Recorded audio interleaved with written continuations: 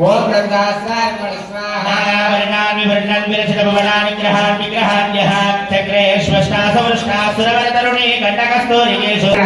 ओम प्रकाश కదా మరి ఇంత రాత్రి వరకు ఎక్కడ ఉన్నావు అని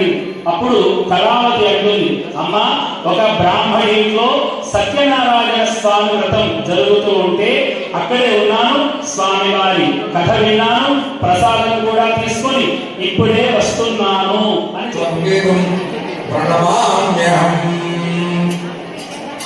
ఒక అరటి పండుగ కొద్దిగా మొక్కు తీర్చుకొని